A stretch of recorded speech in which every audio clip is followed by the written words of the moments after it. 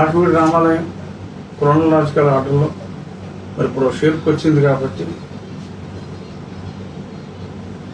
గత మాసం 15వ తారీఖు మరి జడ శ్రావణ్ కుమార్ గారు మరి ఎందుకు ఆయనకి ఏమాత్రం పరమత సహనం ఇసుమంతి అయినా లేదు.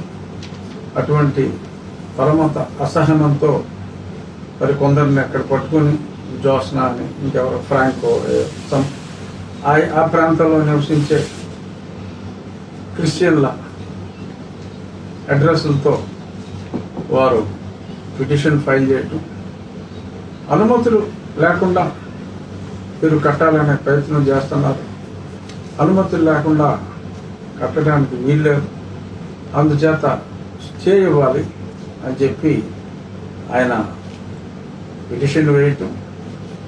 మేము ప్రభుత్వ న్యాయవాదులు ఆ రోజు నేను కూడా అక్కడ ఉండటం సంభవించింది. అనుమతులు అన్నీ తీసుకోకుండా ఎట్టి పరిస్థితుల్లోనూ సైట్లో ఎటువంటి పని చేయము అని చెప్పడం జరిగింది. అయినప్పటికీ జడగారు అదే పనిగా ప్లీజ్ సార్ స్టే సార్ అని అనగా న్యాయమూర్తి గారు దానికి ఒప్పుకోలేదు. వారు అండర్టేకింగ్ ఇస్తున్నారు, ఖచ్చితంగా అనుమతులు లేకుండా చేయము అని దాన్ని వేరే తారీఖుకి వాయిదా వేయటం జరిగింది. ఆ తర్వాత మరి ఆయన గదలా పెండింగ్లో ఉండగానే ఒక కంటెంప్ట్ పిటిషన్, అర్థం లేని ఒక కంటెంప్ట్ పిటిషన్ 2009లో సుప్రీంకోర్టు ఒక ఆర్డర్ ఇచ్చింది. ఆర్డర్ గురించి కూడా గతంలో మాట్లాడడం, అయినా సమ్మరైజ్ చేయడం కోసం ఎన్ని కుట్రలు కొందరు ఒక సమూహానికి సంబంధించిన వారు రామాలయంపై ఎన్ని కుట్రలు చేశారు, ఎందుకు చేస్తున్నారు అనేది ఎంతో కొంత తెలియచేయవలసిన బాధ్యత ఉంది కనుక నేను తిరిగి ఇన్ని నక్షలు తెలియజేయవలసిన అవసరం ఉంది కనుక చెప్తున్నా. అది ఆ తర్వాత ఆయన మనం అన్ని అనుమతులకి అప్లై చేసి ఆకువీడు మున్సిపాలిటీలో ముందు ఒక తీర్మానం వారిని అడిగి విషయం చెప్పి ఒకే ఒకరు, ఆ ఒకరు కూడా ఎవరంటే ఈ పిటిషన్ వేసిన జోస్న అనే యువతి క్రిస్టియన్. సో ఆ జోస్న సర్టిఫికెట్ ఏముందో నాకు తెలియదు, బహుశా హిందూ అని ఉంచుకొని ఉండొచ్చు, వేరే అదర్ కారణాలు రీత్యా. సో జోస్న గారు ఆవిడ ఒకరే వారిని అభ్యంతరం చెప్పారు, ఇంకొకరు తటస్థంగా ఉన్నారు. అది మన గతంలో మాట్లాడుకున్నాం. ఆ తర్వాత కలెక్టర్ గారికి అప్లై చేయటం, కలెక్టర్ గారు కింద తహసీల్దార్ గారి దగ్గర నుంచి ఆర్డీఓ గారి దగ్గర నుంచి రిపోర్ట్స్ అన్నీ తెప్పించుకొని గత 80 సంవత్సరాల చరిత్ర క్రోనలాజికల్గా అక్కడ రెవెన్యూ రికార్డ్స్లో ఏముంది, ఆర్ఎస్ఆర్లో ఏముంది, హానీల్లో ఏముంది, అలాగే కొద్దిమంది అక్కడ ఉన్న వాళ్ళతో కూడా చర్చించి కలెక్టర్ గారు రామాలయం స్థానంలోనే మళ్ళీ పునర్నిర్మాణం జరుపుకోవటానికి అనుమతి ఇవ్వటం, ఆ అనుమతి ఇచ్చిన పిదప మళ్ళీ మున్సిపాలిటీ వారికి డీటెయిల్డ్గా ప్లాన్, ఫస్ట్ టైం డీటెయిల్డ్గా ప్లాన్లు మున్సిపాలిటీ వాళ్ళకి కానీ గ్రామ పంచాయతీకి కానీ ఒక క్రమ పద్ధతి ప్రకారం ప్లాన్ ఇచ్చి అప్రూవల్ తీసుకున్న గుడి ఇదే అని చెప్పి నేను ఖచ్చితంగా చెప్పగలను. అటువంటి అనుమతులన్నీ తీసుకున్న తర్వాత మరి అక్కడ ఆ భూమి చదును చేసే కార్యక్రమం, అక్కడ చెట్టు అలాగే ఉంచి భూమి చదును చేసే కార్యక్రమం చేపడితే మళ్ళీ కడుపు మండిన వీళ్ళు ఆ పిల్లు అర్జెంటుగా మూవ్ చేయాలి అని చెప్పి మరి మొన్న మూవ్ చేయటం, ఎలాగ మొన్న దాన్ని తిరస్కరించటం, డిస్మిస్డ్ అని అంటే మేడం ప్లీజ్ డిస్పోజ్ ఆఫ్ అని ఆయన ధ్యానంగా అడగటం, చిరునవ్వుతో చీఫ్ జస్టిస్ గారు కూడా ఓకే డిస్పోజల్ అని చెప్పి చిరు మందహాసంతో వారు కూడా దానికి అంగీకరించడం. అతను లైవ్ పెట్టాడు. ఆ లైవ్లో ఈ బతిమాలుడి సెక్షన్ అంతా కట్ చేసాడు. దానికి ముందు కూడా ఎంత అరిచి గీ పెట్టినా స్టే ఇవ్వకపోయినప్పటికీ కూడా స్టే ఇచ్చారు అని చెప్పి మరి అతను పచ్చి అబద్ధాలు చెప్పడం, తర్వాత ఈ బతిమాలుడి సన్నివేశాన్ని కట్ చేసి వీడియో రిలీజ్ చేయటం, ఇంకా అతని అభిమాన సంఘాలు, అతను నా దురభిమాన సంఘాలు, సో దాని గురించి విపరీతంగా నోటుకు వచ్చినట్టల్లా వాగుతూ ఏదో సందేశాలు, శాంతి సందేశాలు అశాంతి రేకెత్తించే విధంగా మరి నిత్యం శాంతి సందేశాల్లో ఉండేవాళ్ళు ఎందుకు ఇలాంటి అశాంతి సందేశాలు ఇస్తున్నారో తెలియదు, ఇచ్చారు. ఆ తర్వాత మరి చీఫ్ జస్టిస్ గారు ఆల్రెడీ ఒక రిట్ ఉండగా ఎలా వస్తావు అన్న పాయింట్లో కొట్టువేసినందుకు మళ్ళీ ఆ రిట్ కోర్టులోకి వెళ్ళి నిన్న ఉదయం మళ్ళీ నాకు లంచ్ మోషన్ కావాలి, చీఫ్ జస్టిస్ గారు వెళ్ళమన్నారు అని చెప్పి లంచ్ మోషన్ రావటం, ఆ లంచ్ మోషన్లో మళ్ళీ వచ్చే అబద్ధాలు, ఎటువంటి అనుమతులు లేకుండా వీళ్ళు అక్కడ అన్నీ పడగొట్టేశారు. ఆ పాతవి ఓ నిమిషం రచ్చబండ అంటాడు, ఓ నిమిషం గొంతేనమ్మంటాడు, ఇంకో నిమిషం సత్రం అంటాడు, అలా రకరకాలుగా అతనికి క్లారిటీ లేదు. ఏదో నోటుకు వచ్చినట్టు మరి వారి వాదన పటిమని అక్కడ ప్రదర్శించారు. మా తరఫున సీనియర్ న్యాయవాది వైవి రవిప్రసాద్ గారు, ఆయన శ్రీరామ భక్తులు, వారు మొత్తం అనుమతులన్నీ చదివి వినిపించి అనుమతి ప్రతులన్నీ కూడా మున్సిపాలిటీ క్లియరెన్స్లు, కలెక్టర్ గారి అనుమతులు అన్నీ కూడా అక్కడ సబ్మిట్ చేశారు. ఇంకా విధి లేని పరిస్థితుల్లో ఆయన అలా అయితే ముందు అనుమతులు లేకుండా చేయడానికి వెళ్ళారన్నాడు. ఆ తర్వాత అనుమతులు ఇవ్వకూడదన్నాడు. సరే పట్టించుకోవాలా, అనుమతులు ఇచ్చారు. అతను ఎవరు పట్టించుకుంటాడు? అతను ఇవ్వద్దంటే మానేస్తారా? చంద్రబాబు గారిని 5 కోట్లు అడిగారంట నా కాన్స్టిట్యున్సీకి. ఇప్పుడు ఆయనే చెప్పాడు అది ఇవ్వలేదని చెప్పి ఆయన ఓన్ స్టేట్మెంట్ ఉంది. సరే ఇప్పుడు అది ప్రస్తుతానికి అప్రస్తుతం. ఏదైనప్పటికీ మరి అది కాదంటాం. ఈ పిటిషన్లో న్యాయమూర్తి గారు చాలా స్పష్టంగా అనుమతులన్నీ చూసిన తర్వాత ఇంకా మీరు మీ ఆలయ నిర్మాణం కొనసాగించుకోవచ్చు అని చెప్పినప్పుడు, అలా అయితే నేను ఈ అనుమతి ఇవ్వటం మీద వేసుకుంటాను సార్ అంటే ఏదో వేయటం అలవాటు అయిపోయింది అతనికి. మరి వాళ్ళని ఆ దగ్గర దోచుకుంటున్నాడా మరి ఏం చేస్తున్నాడో నాకు తెలియదు. కానీ 3 కేసులు పోయిన తర్వాత మళ్ళీ 4వ కేసుకి పని నేను ఆ సర్టిఫికేట్ ఇవ్వడం తప్పని వేసుకుంటాను సార్ అని చెప్పి అడిగితే, మాకు సంబంధం లేదు, నువ్వు లాయరు, నువ్వు ఖాళీగా ఉంటే ఏదో వేసుకో అన్నట్టుగా మందహాసంతో దాన్ని వదిలేయడం జరిగింది. డిస్మిస్ అని అంటే మొన్న ఎలాగ డిస్పోజల్ అని అడిగారో అలా దీనంగా ఉన్న ఫేస్తో, ఏడుపు మొహంతో నన్ను డిస్మిస్ రాసి విత్డ్రాన్ అని చెప్పి ఇవ్వండి అని చెప్పి వాళ్ళు చెప్పడం జరిగింది. కానీ ఇవాళ కొన్ని పేపర్లలో అతన్ని నిత్యం ప్రోత్సహించే ది న్యూస్ అని ఒకటి ఉంది, అక్కడ దరిద్రమోహన్ వేసుకుని వస్తాడు అక్కడ. ది న్యూస్ అది బాగా పక్కా వైసీపీ ఛానల్. సో ఆడే చాలా బాధపడుతూ ఉంటాడు ఎప్పుడు. రఘురామకృష్ణరావుకి దీనివలన కూటమికి చాలా నష్టం కలుగుతుంది, చంద్రబాబు నాయుడు గారు ఎందుకు సాధిస్తున్నారని ఏడుస్తూ ఉంటాడు దైత్యుడు ఎప్పుడు. సరే వైసీపీ ఛానల్ ఏడుస్తుందంటే దాని అర్థం ఏంటో మనం అర్థం చేసుకోవచ్చు కదా. అలాంటివి కొన్ని ఉన్నాయి. ఎవరు ప్రజా చైతన్యం అంట ఆడొకడు, ఇంకేమున్నారు 2-3 ఛానల్స్, ఆ ప్రొఫెసర్ రమేష్ అని. సో ఇలాంటి బ్యాట్స్ ఉన్నారు. సరే ఏదో getting paid, that's all right. అది వాళ్ళ జీవన విధానం, దాన్ని మనం ఒక రకంగా కాదంటానికి లేదనుకోండి.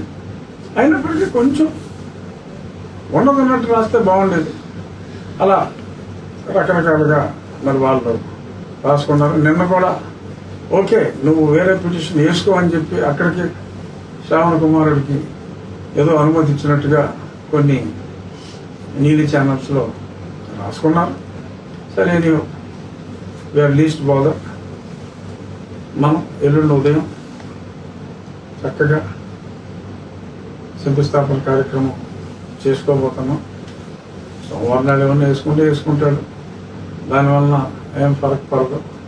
మనకు వచ్చిన నష్టం ఏమాత్రం లేదు.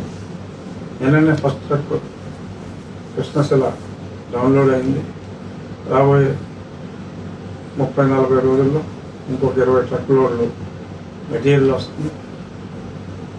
ఆ తర్వాత క్రేన్ సహాయంతో త్వరితగతిన నిర్మాణం చిన్న స్థలం అయినప్పటికీ కూడా అద్భుతమైన శిల్పకళ ఉట్టిపడే విధంగా ప్రముఖ స్థపతి శివనాగిరెడ్డి గారు, వారి అసిస్టెంట్ సుధాకర్ సింగ్ గారు, వారి సమిష్టి నాయకత్వంలో చక్కటి దేవాలయ నిర్మాణం నిర్విఘ్నంగా జరుగుతుంది.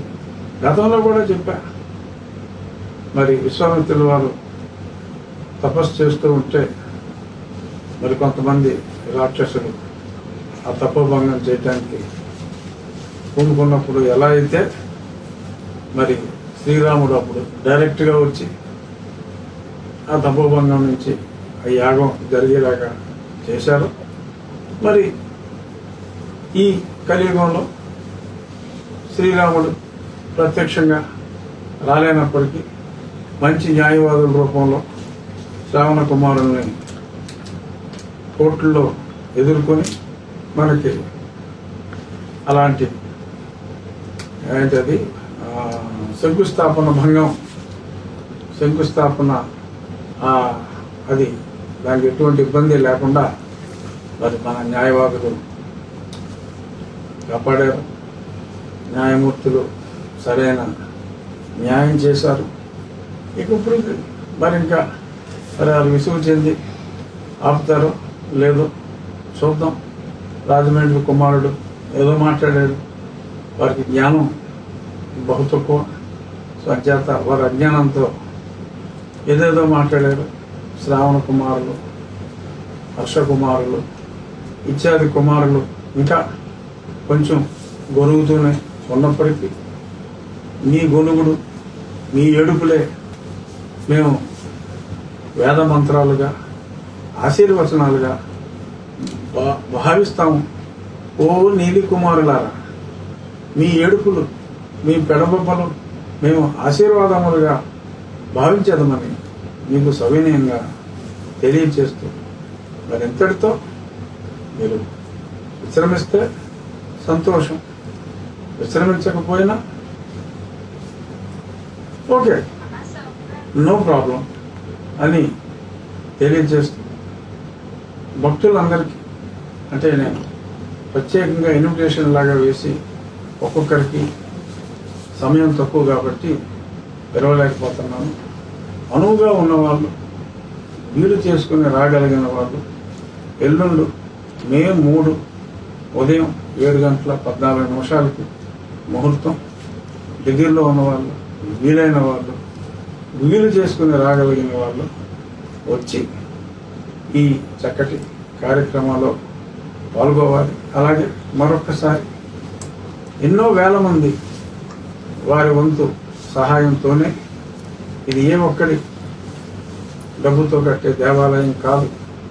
ప్రజలందరూ రాష్ట్ర వ్యాప్తంగా, దేశవ్యాప్తంగా, ప్రపంచవ్యాప్తంగా ఉన్న తెలుగువారు వారి వారి స్థాయి కన్నా తక్కువగానే, ఎందుకంటే ఎన్నో లక్షలు ఇచ్చేవారు ఉన్నారు. అయినా 10,000 మనం లిమిట్గా పెట్టుకుని మనం ఈ రామాలయం అనే ఈ యజ్ఞాన్ని తలపెట్టాం. ఒక చక్కటి షేప్కి వచ్చింది. ఈ క్లియరెన్స్లన్నీ ఇచ్చిన కలెక్టరేట్, ఇతర మున్సిపల్, ఇతర డిపార్ట్మెంట్ వారందరికీ కూడా గతంలో కూడా మనం ధన్యవాదాలు తెలియజేసాం. మళ్ళీ మరొకసారి ధన్యవాదాలు తెలియజేస్తున్నా. ఇంకా ఈ సందర్భంగా ఏమైనా ప్రశ్నలు ఉంటే? కోటి మంది ఉన్నాం మేము, మీరు మమ్మల్ని ఎలా ఫేస్ చేస్తారని వాళ్ళు గట్టిగా డిమాండ్ చేస్తున్నారండి. మా కోటి ఓట్లు ఉన్నాయి, రాష్ట్రంలో మేము ఏ పార్టీని శాసించగలం అని వాళ్ళు ఒక అంశాన్ని లేవనెత్తుతున్నారు. దీని మీద ఆల్రెడీ వైరల్ అవుతుందండి సోషల్ మీడియాలో ప్రస్తుతం. సార్ ఎవరు అది లేవనెత్తేది?